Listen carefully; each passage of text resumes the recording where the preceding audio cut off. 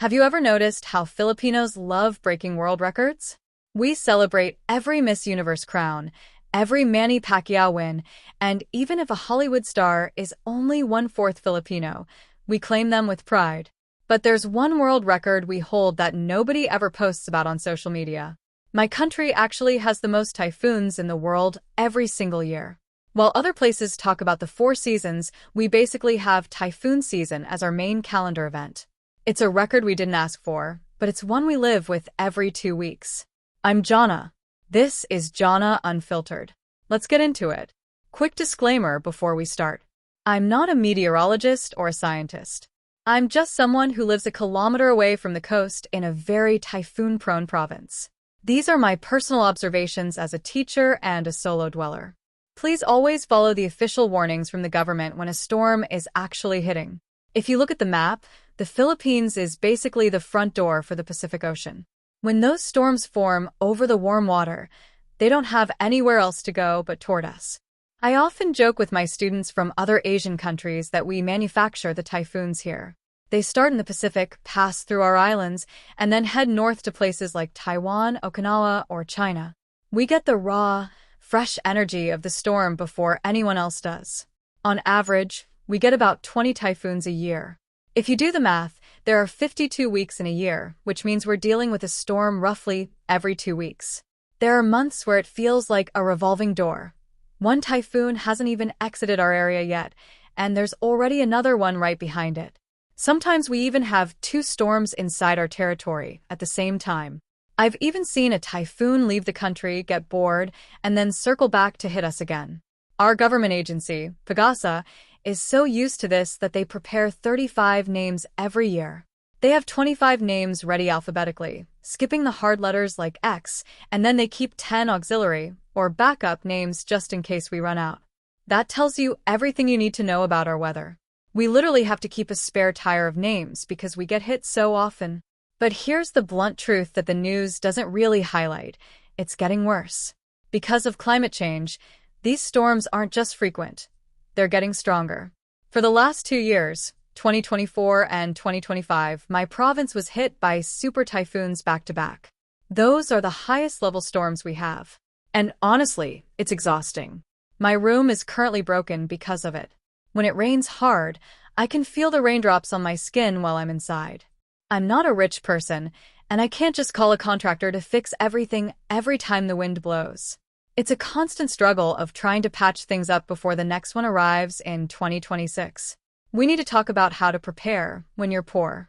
It's easy for rich people to say, just prepare, when they have concrete houses and backup generators.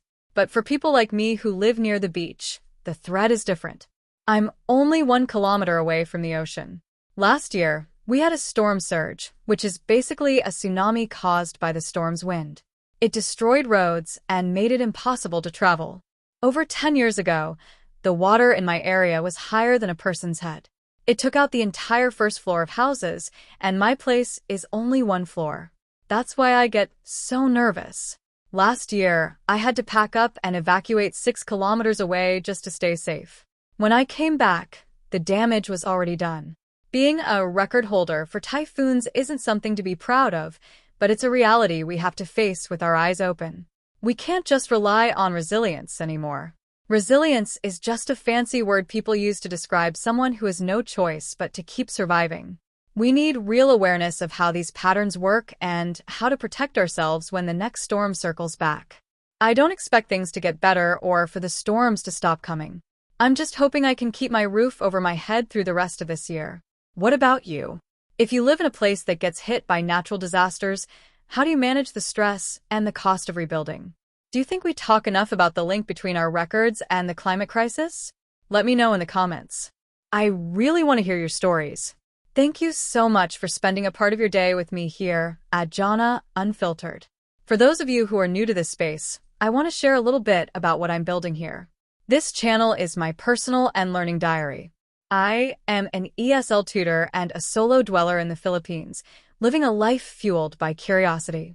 Whether I'm researching the hidden traits of animals, diving into the mysteries of the natural world, or exploring the deep threads that connect Filipino, Japanese, and Korean cultures, this is where I document my journey. I believe that as technology and the world grow more advanced, our minds should grow right along with them.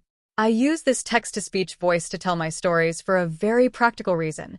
As a full-time teacher, I have to be incredibly careful with my vocal cords. Managing vocal nodules means I must save my voice for my students in the classroom, but I refuse to let that silence my creativity. Using these digital tools allows me to share my research and my life with you while protecting my health. On this channel, there are no fixed themes and no performances, just honest documentation. From insights gathered in my global classroom to my experiences crafting a solo retirement lifestyle on my own terms, this is my way of staying productive and moving forward. I am currently working toward my goal of 1,000 subscribers, so I can turn this passion into a sustainable future for myself and my pets. If you found something meaningful in today's video, please consider subscribing to help me reach that milestone. Your support, whether it's a comment or a view, truly helps me keep the depressing thoughts at bay and keeps my focus on building something beautiful.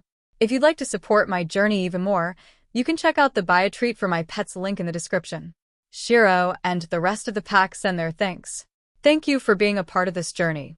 I'm Jhonna, and I'll see you in the next one.